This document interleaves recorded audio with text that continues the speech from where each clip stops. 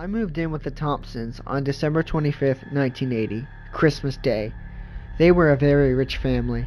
On that day, I met the person I would call my best friend for the next 20 years, Betty Thompson. The moment she tore off the wrapping paper and took me out of the package, I knew we would be best friends forever. I'll never forget the first time she held me, and I felt her warm heart.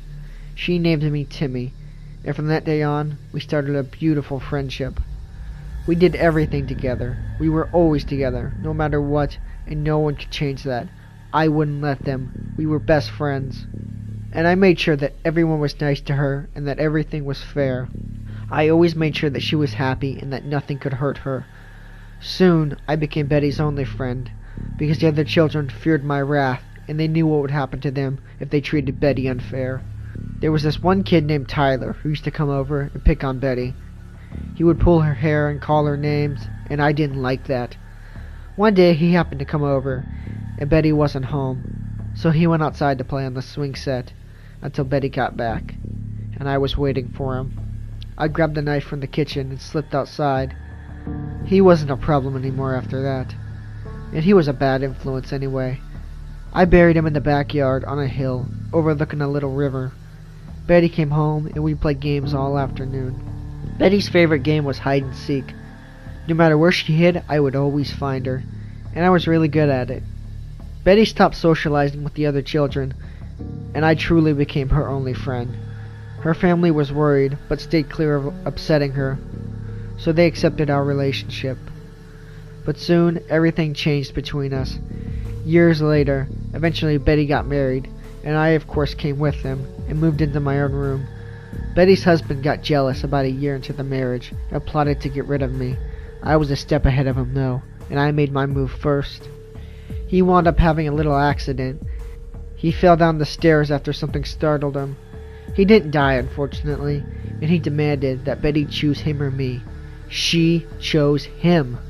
I was heartbroken. She moved me out of the house and gave me away to someone else. I was so torn apart.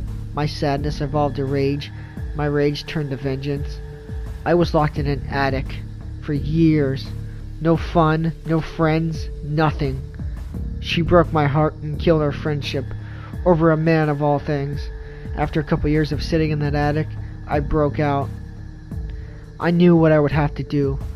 Betty wasn't my friend anymore, and she had to pay for what she did to me, and I would make her suffer.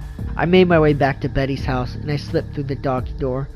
Her husband was awake, and let's just say, this wasn't his day. He came into the kitchen for a late-night snack, and I was waiting on him. I said his name, just so he could see the look on my face. I stabbed his foot, and he fell on the ground. I crawled on top of him, and I pulled both of his eyeballs out. Then I finished him by slitting his throat. I left him there on the floor. I sat on his chest and waited for Betty to get up. Eventually, I heard the footsteps, and our moment had arrived.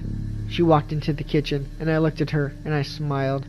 She stood there stunned and shocked. I tilted my head with glee. She gasped, fell to her knees, and bawled. I tilted my head without empathy. I had loved her for 20 years, and she betrayed me. She looked at me and whispered, "Timmy, why?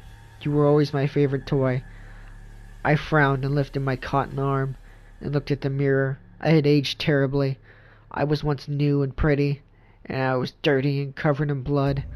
I walked over and hugged Betty, just like when she was little, just like when I was young, and so was she. She would always have me. Until I stabbed her in the back 20 times, and then framed her for her husband's death. As she took her last breaths, I stood over her vindicated.